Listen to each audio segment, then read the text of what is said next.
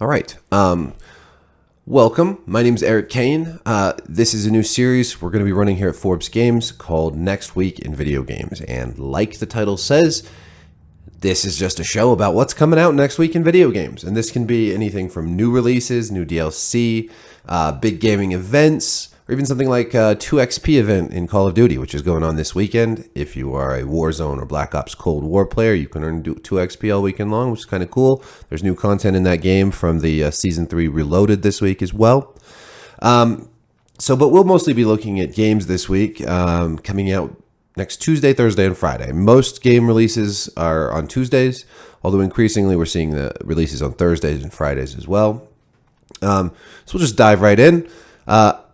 We're going to save the best for last here. If you know my taste and you see the thumbnail for this video, you may have an idea of what that game is, but I'm going to save it for last. We'll start with Final Fantasy XIV. That's coming out on May 25th, next Tuesday, on PlayStation 5. Now, Final Fantasy XIV is an MMO that's been around for nearly a decade. It came out in 2013 on PS3 and PC, and it's been a huge success. This is not a free-to-play game. This is like World of Warcraft. This is a pay-to-play, subscription-based MMO set in the Final Fantasy world. It is actually the second version of Final Fantasy XIV. The original version was so bad they just scrapped the whole thing, created a new version, and that was obviously the right move on Square Enix's part. There's actually 22 million active players as of April 2021, so this is a major success story in terms of MMOs. One of the only really big success stories in the MMO landscape since, World of Warcraft. So that the PlayStation 5 version of that, with all the upgraded visuals and frame rates and everything else, comes out on Tuesday, the 25th. And then later this year, in November, there's the Endwalker expansion. So that'll also be coming to PS5 and other platforms. Then we have the Nintendo Switch release of Maneater, which is a shark role-playing game. It's kind of a goofy concept, but you play as a shark. You have to grow from a baby shark to a full-grown shark, and you have to not get eaten by alligators, and you hunt humans and other fish, and it's kind of a goofy game, but if you like that sort of thing, that's coming out on Switch.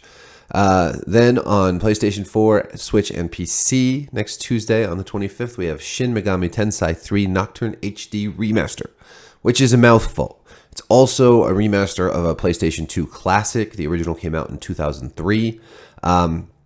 I don't know if you've played a Persona game like Persona 4, Persona 5. The Shin Megami Tensei games are sort of similar, have a lot of similarities and a lot of differences. They, you fight demons, you use your special powers, you figure out which powers demons are, the enemies are resistant to and which ones they're weak to, and you traverse through strange, twisted realms, fighting monsters and whatnot. So. That's pretty exciting because that is a classic, and I'm looking forward to playing that. I love the Persona games, and I've played some of the Shin Megami Tensei games. So, but it's been a while. I think the last one I played was on the 3DS. So, also on the 25th, we have the Capcom Arcade Stadium, which is a re-release of 32 old arcade games. Only 2 base games come with this. It's 1943, The Battle of Midway, and Ghosts and Goblins, and then there are 3 DLC packs that each have 10 old school arcade games from different eras. There's the Dawn of the Arcade, 1984 to 88, Arcade Revolution, which is 1989 through 92, and then Arcade Evolution, which is 92 through 2001.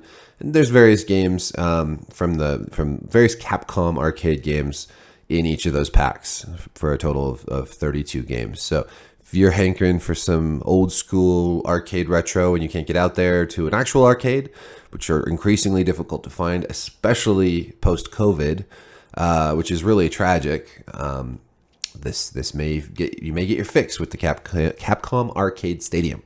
I'm having trouble saying Capcom. A couple days later, on Thursday, several more games released next week. Warhammer Age of Sigmar Stormground. It's another one of those Warhammer games with a really long title. This one comes out on PC, Switch, PS4, and Xbox One next Thursday, May 27th, and it's a turn-based tactical game in the fantasy, sort of barbarian fantasy setting. Warhammer has the sci-fi and fantasy settings. This is a fantasy game. So that comes out the 27th. We'll see. I think the Warhammer franchise in general is sort of oversaturated. There's just always a new licensed Warhammer game, and none of them are the actual Warhammer game. There is no PC version of the miniatures Warhammer game because, of course, Games Workshop doesn't want to license that out. They want to sell their miniatures. But there's been some really good Warhammer games and some sort of subpar ones. Hopefully, this one's good. Also on the 27th, we get Mech Warrior 5. That's coming out on Xbox Series X, PS5, and Steam. It's been an Epic Games exclusive since 2019. It's also the first Mech Warrior game since, I believe, 2002 that's just a single-player game. So Mech Warrior has been an online... there's Mech Warrior Online, which I think was kind of a huge disaster. Mech Warrior 5 is supposed to be pretty good. I'm looking forward to playing it on Xbox Game Pass because this will be included next week for Xbox Game Pass subscribers. Xbox Game Pass subscribers will also want to look for Conan Exiles, which is a pretty cool survival Conan the Barbarian game that's been a huge hit on PC for the last few years. If you like survival games where you have to find food and water and build shelter and fight monsters, this might be for you. Also on the 27th, we've got Earth Defense Force World Brothers, which is the new entry in the Earth Defense Force games, which are kind of, I've never really gotten into the series that much, but this one looks kind of fun. I hear it's pretty good. It's released in Japan already. You can play with up to 4 people, and it's this blocky style. It kind of looks like Minecraft or like a space-agey Minecraft. So that, maybe that, I don't know, something to play with your kids. On Nintendo Switch on the 27th, we get the Oddworld collection, which, the Oddworld games are kind of classics now. This collection comes with Oddworld New and Tasty, Oddworld Munch's Odyssey, and Oddworld Stranger's Wrath. So 3 games for the price of 1. I mean, they're all somewhat older games, but it's a classic series. On Friday, the 28th, we have Wonder Boy Asha in Monster World, and this is a remake of Wonder Boy 4 from the Sega Genesis era. I love the Wonder Boy. This is one of the Wonder Boy games I never played back in the day. I played Wonder Boy 2 and 3 a lot. There's some of my favorite games. I didn't have a Sega, but my friend did, so I'd go over there and play those, and they were just amazing games. So this looks fun. It's been... the original composer, the original creator of the Wonder Boy series are both involved. So, but everything else, the graphics are completely remade in a modern 2.5D style. It's very colorful, looks fun. And then finally, we have World's End Club for the Switch, also next Friday. Lots of Switch games next week. This was actually an Apple Arcade game originally, and it's a platformer/visual novel, and I don't know. It looks fine. Not really my cup of tea, but maybe yours. So those are all the games coming out next week, except for one. The one we're saving the best for last, and that is Biomutant. This is from Experiment 101 and published by THQ Nordic, and I have been waiting for this game for years. It's one of those games that you're honestly a little surprised that it's actually finally coming out because you've been waiting for it for so long. You've seen so many trailers and previews and screenshots, and if I've written about it several times. It just feels like one of those like games that's always going to be on the horizon, and you're never going to reach it. You just hear about it forever and ever, like Elden Ring from Software. But finally, Biomutant is coming out next Tuesday, May 25th. It's coming out on PC, PS4, and Xbox One. Of course, you can play it if you have a PS5 or Xbox Series X. You can play it on there.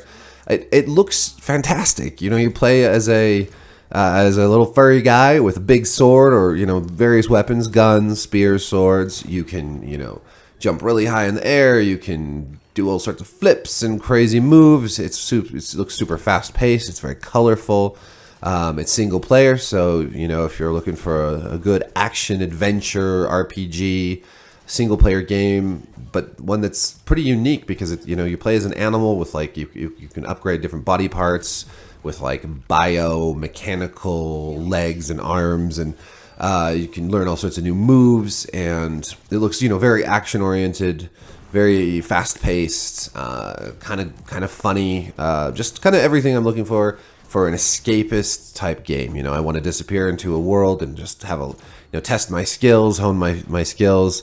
This is the kind of game I'm looking for. So I actually do have a review code for this, so I'm going to be playing it, and I will update everyone with some impressions review next week. So that comes out Tuesday. Definitely one of my most anticipated games of 2021. So check that out. If you're a Game Pass subscriber, that's where you should play Mech Warrior 5 for sure. There's a number of other games coming out on Game Pass, and of course next week we should also find out what the new PS Plus games are for June, what the new Xbox Live with Gold games are for June, and probably some other stuff that I'm missing. But these are the sort of the bigger releases. There's not a ton, but there's some cool ones. May has been a pretty good month for video games. We've had Resident Evil Village, which I'm still working my way through, but I really enjoy it so far. And just, you know, quite a few releases. It's honestly, it's a little hard to keep up with all of them. I think things slow down a little bit in June, and usually over the summer we see fewer big releases. But you know, that just depends. Last year in the summer we had The Last of Us 2 and Ghost of Tsushima. So those were two huge Sony exclusives.